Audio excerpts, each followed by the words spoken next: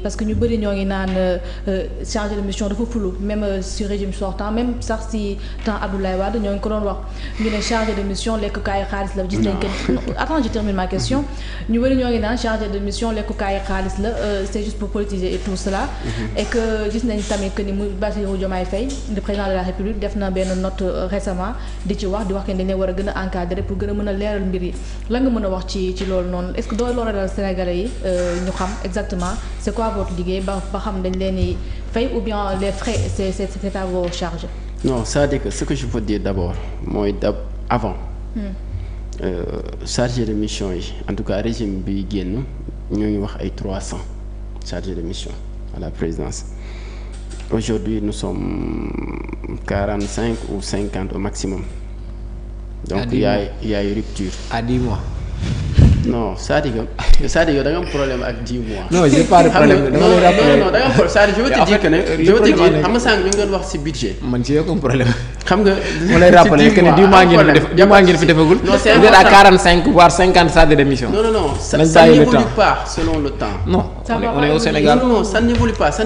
donc ça va pas évoluer. non avec les politiques au Sénégal on peut s'attendre à tout. je t'explique comment ça fonctionne. moo tax ma ne souvent nit ñi dañuy wax ci loo xamante xam nga. chargé de mission dafa nekk ci cabinet président de la République. Oui, on sait. Comprendre nga on avait trouvé 300 et quelques. Actuellement nous sommes à 45 et c'est pas n'importe qui. D'habitude les chargés de mission c'était des personnes âgées. Man bi lay wax man je suis fonctionnaire et il y a beaucoup de fonctionnaires qui travaillent. C'est pas le boulot en fait. C'est pas le boulot moom moo tax nit ñi di fa dem. nit ñi amoon nañ te loolu mooy particularité Pastef ñu si bëri di si nekk dañoo am seen liggéey mel ni yow mel ni man mel ni keneen suñu xëyee dem liggéey temps libre bu ñu am ñu ne nañ ko def si politique suñu ne nañ cotiser ñu génne seen gafaka joxe chargé de mission donc c'est des gens qui travaillent. Donc c'est pas l'État qui vous prend en charge. Non, je viens. Je suis dama bëgg rek wax un peu rupture bu am par rapport au nombre et par rapport aussi à l'énergie qu'on veut donner ou bien à l'importance qu'on veut donner à cette fonction-là. Avant c'est des personnes âgées comme ni mu ko waxee on casait la clientèle politique. Et cette fois-ci. loolu xam nga yow yaa ko wax yow yaa ne dañuy garder la clientèle politique c'est pas moi qui le dis. Bah d'accord, y a pas de souci, j'accepte. Il y a aucun souci. Donc c'était juste cela. Maintenant li nga xamante moom moo am donc wute naa ko loolu. L'autre chose mooy soo xoolee un peu dans l'architecture du cabinet du président de la République da nga fay fekk les chargés de mission les ministres conseillers et cetera. Chargé de mission liggéeyam lu am solo la parce que le président il peut pas être partout. C'est vrai qu'il a un gouvernement chapeauté par un premier ministre, etc., des directions. Le chargé de mission, il peut jouer le rôle de conseiller du président. Il peut voir des choses yi nga xamante ni mën na indi ay problèmes. Par exemple, le problème de la location, d'autres problèmes il fait son rapport pour informer le président. Il peut jouer le rôle de communication. Aujourd'hui, par rapport à la vision du président, par rapport aux réalisations, il peut être un relais pour communiquer. Il peut jouer le rôle de délégué du président. Aujourd'hui, il y a de ces cérémonies ou bien il y a de ces événements qui se passent à l'intérieur du pays ou à l'extérieur du pays. Donc c'est intérieur et extérieur. Voilà, il peut tout simplement représenter, n'est-ce pas, le président de la République. OK? Et entre autres, les fonctions sont énormes. Et c'est des tâches qui sont très importantes, raison pour laquelle suñu constitution consacré ko poste boobu noonu ci cabinet président de la République. Maintenant nag tout travail mérite rémunération. Loolu aussi il faut le dire ñun en personne toog muy dox dinañ ko xool ci beneen régime ba mu des ci régime bi loolu c'est une garantie vous comprenez et ñun comme ni ma la wax rek ñoo amoon suñu liggéey di ko liggéey.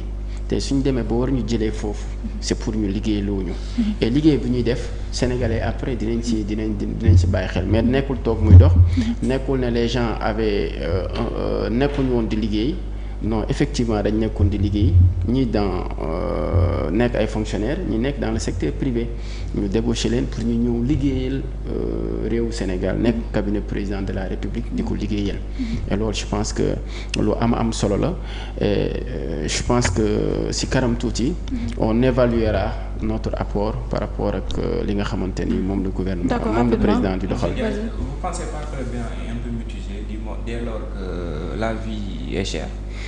Non, le bilan ne peut jamais être. Même continuer. La vie est chère, les arrestations, les mandats de dépôt systémique continuent. Compte tenu de li ngeen ñu doon wax, une rupture profonde. Non, ban mandat de dépôt systémique? Il n'y a pas de mandat de dépôt systémique. Il n'y a pas de mandat de dépôt systémique. Non. Chaque semaine, non, mais le cas de Omar Sow récemment, le cas de qui surtout sur des délits d'opinion par exemple. Non. Ça dépend. Soit da ngay bàyyi ma poser question. Non, da nga may bàyyi ma ramasser question bi après nga tontu. D'accord, y a pas de souci. Yaa ngi wax tamit sur la qualité, sur les semences et tout tu ne peux pas nier aussi la qualité.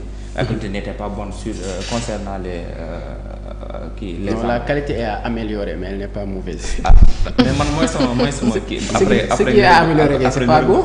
Non, ça veut pas dire que aussi c'est mauvais. Améliorer quoi déjà? Après la qualité peut être excellente, elle peut être meilleure, mais ça ne veut pas dire que c'est mauvais. D'accord léegi yow compte tenu de yi ngeen ñu doon wax réforme systémique profonde et tout lan ngeen ci mën a wax ak la vie chère aussi. sëñ bi. soo bëggee dégg dëgg daal. mooy gis nga ñun dëkk bi en tout cas ñun sunu sac.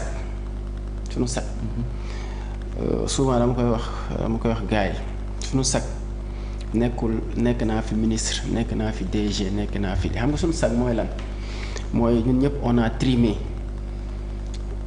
luñ daj nag ba yegg si fii ku ko gisul ñu koy dund wala fekk woo ko doo ko xam et honneur la sac la si ñun suba à l'heure du bilan sénégalais yi ne gonga man sama koñ ba ma dëkk sama département ba ma dëkk ña ma doon waxal démb ak barki démb su ma rombee du ma raser les murs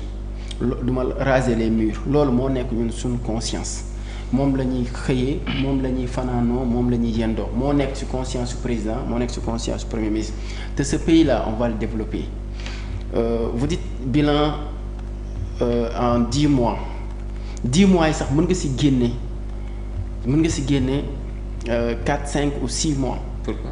Parce que lu ma wax rek. xam nga tey moo ngi mel ni ñu ne dañuy dem élection dañu war a dem élection dans 3 mois normalement un régime sérieux du jël ay décisions majeures day gérer les affaires courantes et loolu c'est la même chose aussi su fekkee da nga ñëw nga def passation de service comme par exemple au mois d'avril li ngay def mooy budget bi nga fi fekk c'est utilisé à 80 ou 90%. yow tu ne gères que les affaires courantes li nga xamante ne mënul taxaw tu le gères mais véritablement ñun kan lañ mën a xayma mooy après avoir voté notre budget de 2025 après avoir obtenu une majorité à l'Assemblée man je pense que marathon bi foofu lay commencer. Et si loolu yombul. non dañuy waxtaan rek techniquement quoi. Techniquement à partir de cet instant là il y a ay leviers. Parce que y a beaucoup de choses yi nga xamante c'est prévu par les lois. doo ñëw rek soppi ko il faut nga dem fi ñu ko war a soppee ñu dindi ko mu nekk ay réformes yoo xamante ne ngay ñëw nga teg ko soo amee quelle que soit la politique bi ngay am si tu n'as pas un budget suffisant wala si le budget n'est pas bien reparti après da ngay am ay gàllankoor vous comprenez moo tax ma ne si 10 mois yooyu ñu wax mën nañ ci génne sax quelques mois yi nga xamante ne on gère tout simplement les affaires courantes donc aujourd'hui fu ñu jëm c'est très clair fi ñu jëm c'est très clair nous sommes en train de mettre en place système économique bi nga xamante ni lu ci ëpp si li ñuy soxla si biir réew mi lay jógee aujourd'hui la douane est en train de réformer n'est-ce pas son administration ñu digitaliser de telle sorte que les fuites de capitaux yu doon am wala les manquements yi doon am par rapport aux recettes yu war a dugg au niveau de la douane mu dugg carrément aujourd'hui nous sommes en train de voir li nga xamante les niches yi nga xamante ñoo fi nekk comme impôt ñu war a fay duñ fay te gis nañu beaucoup de contrats sont en train d'être renégociés